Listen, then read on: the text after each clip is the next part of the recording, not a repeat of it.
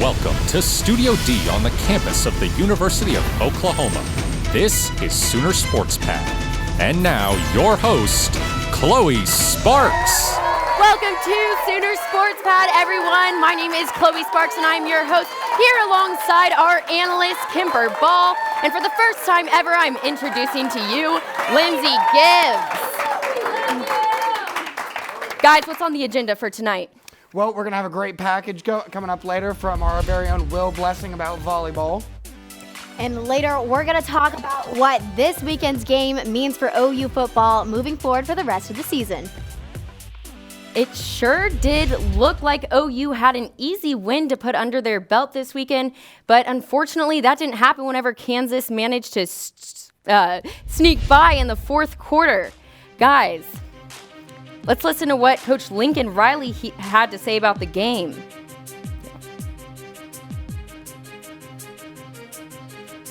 It looked like OU had an easy win to put under, but guys, it's time to face the facts. No game is considered easy when OU football faces a team they lost to the previous season. Spencer Rattler passed for 387 yards, trumping K-State's QB Skylar Thompson's 334. But this is what's hard to hear.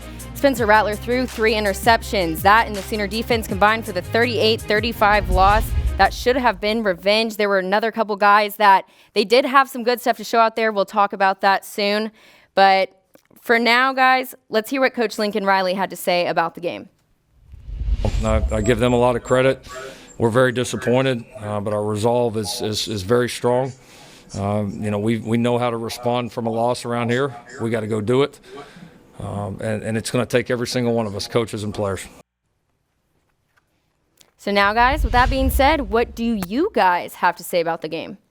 Yeah, I mean, there's a lot to be disappointed about, but just like Lincoln said just in that video, if there's one thing the University of Oklahoma knows, it's how to recover from a loss and string together a successful season. So the part of the game that really stuck out to me was special teams. Though we had some issues, we had the big pump block on in the third quarter that just swung momentum late. We couldn't get anything going. When you let a team like Kansas State score on back-to-back drives, and the thing that bridges those scores is special teams, it's going to be really, really hard to win the game. When you're having difficulties like Spencer Rattler was on Saturday with 3 interceptions, the last thing you need is to add a turnover on special teams. It feels like it's the part of the game that gets overlooked the most. Everyone's always talking about offense, everyone's talking about defense, but special teams is where you can win or lose games, and that's exactly what happened to the Sooners this weekend. You're absolutely right. And speaking of OU offense, I want to talk about that this weekend. I mean, the man we all want to talk about really is Spencer Rattler, who had some major plays, passing for 387 yards with 4 touchdowns. We saw some fresh faces like Drake Stoops with his first career TD and freshman Marvin Mims with a 9-yard touchdown right before the end of the second half. And let's not forget about Seth McGowan, who continues week after week to show out. The freshman running back rushed for 73 yards with a single touchdown. My takeaways are that we are a young team, and we have got some crazy good players, and we're going to see a lot of good things this week. And if we know anything from years past, it's that we can have a loss and still go to the playoffs. It's great to see so much production coming from so many different players and so many young players. It's really inspiring for what the future holds for the Sooners. Yeah, let's talk more positively, though, guys. Top plays. I know it might be a little bit hard, but this one was not. I don't think I was the only one who enjoyed Drake Stoops' first touchdown for Oklahoma. On 1st and 10 from the Wildcats' 32-yard line, you can see Rattler scrambling out of the pocket, just desperate to find someone. Lo and behold, it was the redshirt sophomore Stoops to make the catch in a collision.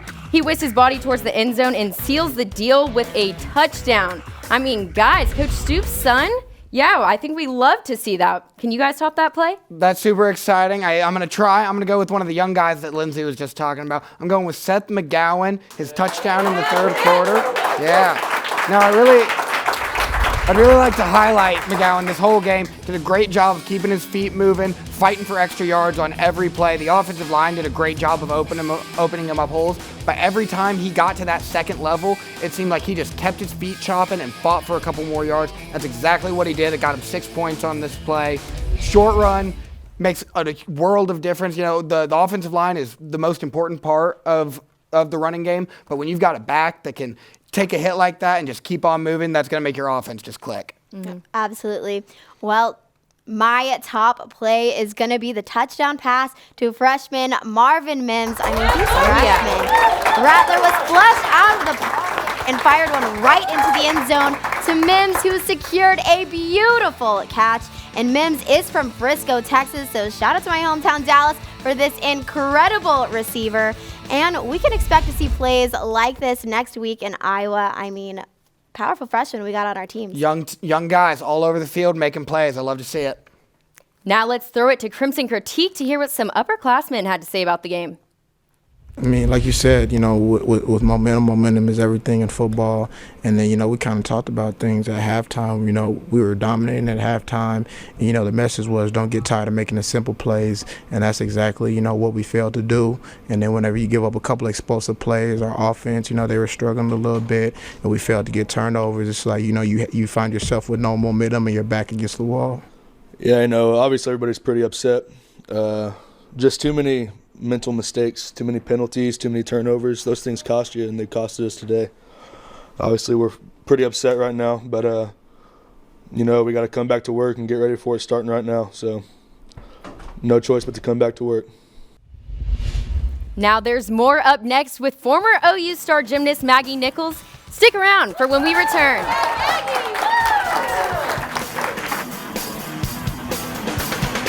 Thank you to our Cornerstone Television partners, OU Medicine, Anheuser-Busch, and the OU College of Professional and Continuing Studies, and our community partners, Landers Auto Group, Coca-Cola, and OU Medicine.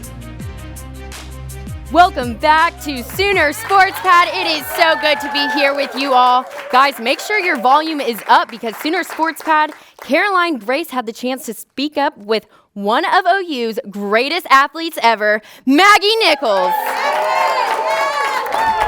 Hello, today we are joined by the Michael Jordan of NCAA women's gymnastics. Here is swaggy Maggie Nichols. Maggie, how are you doing today? I'm doing well. Thanks for having me.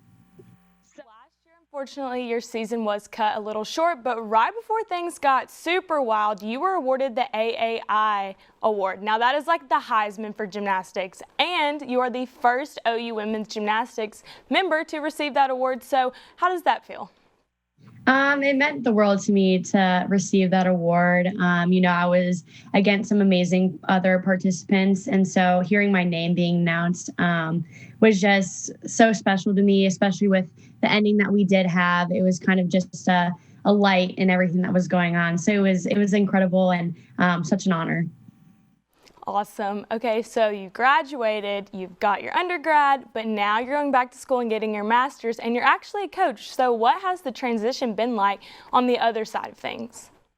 Yeah, it's been really weird not having like a really strict schedule, you know, like morning workout and then school and then going to practice. But it's been really nice to kind of do my own thing, you know, figure out my own workouts. And I like the new side of gymnastics, and that's coaching. It's different, but I'm really enjoying it. Well, I was able to catch up with some of your former teammates, and they were telling me all about this podcast that you're wanting to start. So can you tell me about that and maybe like when you plan on starting it? Yeah, so I've been kind of wanting to do one for a while now, but since I kind of have more time in my hands, me and my friend Natalie, we want to start one together, kind of just like a lifestyle podcast. We have a lot of good things that we want to talk about. So that is something that I really want to do here really soon. So I'm really excited about it. Okay, well, can we hear it here first on Sooner Sports Pad? When do you think your first show will be? Hopefully in the next few weeks, so for sure. Awesome. Well, keep us updated on that. So now let's go into a little bit about the documentary Athlete A. What was the feedback like from that? You know, I just had so much support after it came out, you know, so many direct messages on social media and people reaching out. You know, all my friends and family are all behind me. And so I think that the feedback was great. And I think that it touched a lot of people. I think a lot of people were able to speak out about other things that they've been through after they watched the documentary. So I think it was definitely something that kind of put gymnastics kind of in the limelight, and people, started telling their stories and things like that. So I think the feedback was great. Well, that story is certainly amazing, Maggie, and we are so glad that you are an Oklahoma Sooner and you continue to be for the next 2 years. Thank you so much for coming. Thank you so much for having me. Well, that was the GOAT. Back to you guys in the studio. The GOAT indeed. And guys, football wasn't the only sport in action last week. Do you guys mind updating us about what all happened? Yeah, Kemper, Chloe. OU Women's Golf had their season opener yesterday for the Schooner Classic on Sunday. Now, unfortunately, they had a wind delay, so they had to finish their second round today, and the Sooners came out second place of the Invitational. Oh, yeah. Absolutely, and we had a little Red River rivalry over the weekend. Who doesn't love a little Red River rivalry? The Sooners took on the Longhorns in volleyball on Friday night. They lost that match, unfortunately, 3-1, but they've got another opportunity to get a win next week, or a week from next week. They have a bye week this week. They'll go to Waco next week and take on the Baylor Bears. Well, speaking of volleyball, Sooner Sports Pad Will Blessing had the chance to go meet some of the gems on the team this year. Guys, there are some new recruits. He has more on the story. And there it is. Texas wins it. The Red River Showdown fell in favor of the Longhorns last Thursday, with the Sooners dropping to the Longhorns 3-0. However, Sooners head coach Lindsey Gray Walton says this is just a showing of what the Sooners can be. Yeah, you don't like the pity set win, but that's not what it was, because we did show more of our identity in the second, third, and even at times in the fourth set, but just let them go on runs again. So as a whole, defensively, we did a better job of making their attackers feel us at the net and behind. While the Sooners' defensive play was a showing of what they can do this season, Coach Gray Walton says there's still a lot that can be worked on. And I mean, still something that's going to be a focus as we go into the rest of the season, and something that we're going to work on daily is first ball kill. We're in system enough. We need to be killing the ball at a higher clip. The Longhorns did double the Sooners in both kills and hitting percentage, but the good news for the Sooners is there's a bye week to get a lot of work in. That we get the bye week, so that we can have time to review our film, work on ourselves. Sometimes you're always working on a scouting report. So that's kind of nice that we can see the film, see the things that the fine-tuned details, and just become more crisp. After the loss to Texas, OU volleyball is going to need to make some changes, but luckily for them, they have a new piece of the puzzle to help them out. Freshman Guia Diouf from France put on the French national team in multiple European championships. She led the team Thursday with 13 kills. She has high expectations for herself, and I think what we saw tonight was a lot of young faces out there. First match of the year, playing their rival, and you kind of had the big eyes when the lights come on. So it was good to see us settle into things. Obviously, going to 25, we're good to 14. And then they ran away with it each set. So we need to figure out a way to not just rely on one individual there, facilitate with better passing, maybe some better decision making, but we have to kill the ball better. We can't just have one person doing all of it for us. We've always relied on a balanced attack. So yes, it's new and nice, but we need to have some supporting cast members for her as well. This new freshman class of recruits should help OU volleyball out, but we'll have to see how the season goes. Will Blessing, Sooner Sports Pad. That's it for now, but hang tight. You won't want to miss the face-off about to go down between Kemper and Lindsay when we return.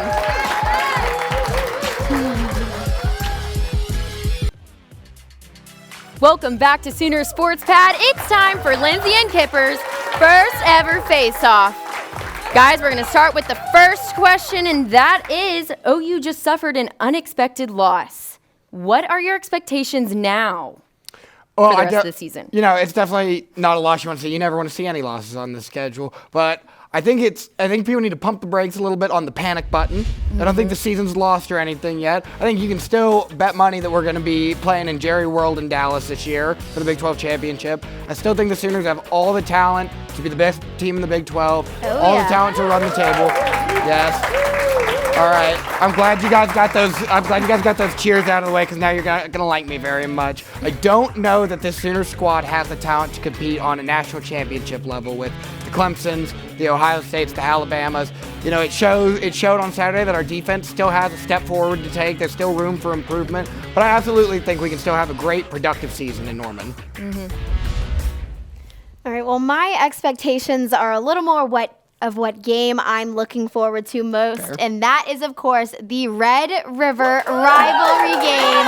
That's right, I'm talking about OU at Texas. I mean, it's always a high-pressure situation because it's a rivalry game, and come rain or shine, it's a Sooner win as per usual. I mean, that's what I love most about this rivalry. No matter the CFP rankings, no matter the wins or losses, when we play Texas, it's just OU and UT out on that field, and everything else is out the window. Absolutely. Sure would have liked for it to have been a top 10 matchup, though. So, well, there are many Sooners in the NFL just spread out. But, guys, who is catching your attention right now? Well, I'm sure there's a lot of Sooners playing for the Baltimore Ravens right now that are going to be catching our eye tomorrow. Yeah. But talking about the guys that played yesterday, I'm going with Kyler Murray, the former Heisman Trophy winning quarterback from Oklahoma. Now, Kyler had some issues on Sunday. He had 3 turnovers in the loss to the Lions. That's never a team you want to see a loss to, but he still put up some big numbers. He had 270 passing yards. He had 2 passing touchdowns, and he is so dangerous on the ground. You can see how quick he is at speed. They were able to keep him in check with only 30 rushing yards, but that was only on 5 attempts. He averaged nearly 6 yards a carry and had a rushing touchdown on the ground. They ended up being one of the best highlights of the day. You know, if you're going to take the losses or the bad stuff as well as the good, if that's going to be a bad Kyler Murray game, I'm really excited to watch the rest of his career. We want him. Oh, yeah, Kyler is coming in hot this season, and so is my Sooner in the NFL pick, Baker Mayfield. The Heisman Trophy winner passed for 154 yards with 2 passing TDs against Washington on Sunday, and Baker's touchdown pass in the 4th helped turn around the momentum of the game. And for the first time in 6 years, the Cleveland Browns have a winning record. I mean, so much to be happy about. Hey, there's only one stat in that I care about, and that's that Baker got the W. Yes. And we love to hear that, guys. But for this last round of Face-Off, the final moment, tell us, what do you have for viral video? All right, so we saw some less than satisfying plays on Saturday, and you never want to see those kinds of things happen to your team, but it's really, really funny when it happens to other teams. So let's take a look. Dallas-Seattle last night. DK Metcalf gets a beautiful ball from Russell Wilson and just has it poked out on the 2-yard line. Oh no, what a disaster. The ball rolls through the back of the end zone, causes a touchback. Cowboys get the ball. Seattle would end up winning this game. But when this sort of thing happens, it can cost your team. It can change the momentum of a game. It can deflate your offense. Luckily, it didn't. But man, this just shows you ball security, job security. You got to hold on to that thing, DK. Come on, you got big enough arms. All right, guys. Well, that was the last round of Face-Off for this week. Okay, well, wait 1 second because Lindsay didn't get a go yet. 1 second. Lindsay, forget about me. Tell me your viral video. I'm so sorry, sis. Well, it is homecoming season, and you know, in Texas, we like to do it big. I mean, homecoming proposals are starting, and just take a look at this. Say something! Jordan Field! Say yes. It's a piece of cake. Homecoming? Yes. Yeah!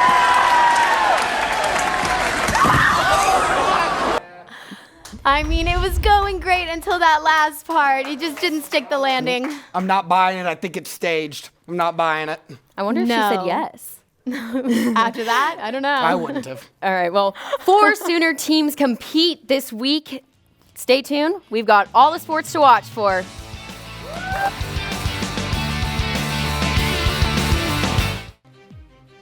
Beginning at the Tees, men's golf played in day 1 of the Colonial Big 12 preview today and will take the course again tomorrow. And the Raiders are coming to town to face the Sooners in soccer. That coin toss will be Friday at 7 o'clock. The following day, on Saturday, cross country will be up early for the Cowboy Jamboree over in Stillwater at 8:30. Football is playing away this weekend. They'll head to Ames, Iowa to battle the Cyclones. Kickoff for that is at 6:30. All right, guys, what are you thinking about Iowa State this weekend? I think it's one that we've got to be careful about. You know, we can't let what happened on Saturday snowball and ruin the season. And Iowa State's a good team. They got a lot of talent on that offense. Brock Purdy, I still think, could be a first-round draft pick quarterback. All right, now it's time to dive into the time we've all been waiting for, Sports Pad Trivia. All right, guys, the analyst who gets the most questions right wins. So, for first question, how many volleyball players are on the court total during a game? Lindsay? 12. You are correct. All right, 1 point for Lindsay, everyone. Not Zero what I for was going to Kemper. guess. Not what I was going to guess anyway. Next question. What Big 12 team did Adrian Peterson break his collarbone against? Kemper? There's a team we play this weekend, that would be Iowa State. Yes, sir, it is. It is. Do you remember when that happened? I do remember that. It probably cost Adrian Peterson a Heisman Trophy. All right, well, maybe a Sooner got it. How many They former Sooners, not him. How many former Sooners have made a Super Bowl appearance? Come on. Any guesses? 55. Very close. Something double like that. 66? Okay, Kemper. Okay. Kemper. What is it now? 3-1? I think so. Gotta Okay. go trivia night. What is the official name of the OU soccer field? Last question. Take a moment to think if you need to think about it. I literally drive past it every day on my way to class. I should Every know single it, day, I but you don't know the name. John Crane. Okay, you guys helped each other out with that one, but Kemper's gonna take it. Kemper got number 1, guys. Give it up for Kemper Ball. Unfortunate. No, Thank keep you clapping all for for me. tuning Keep clapping for me. Yeah! Thank you all for tuning in. Be sure to catch us again next week, same time, same place. Be sure to follow us on all of our social media. Sooner Sports Pad, good night.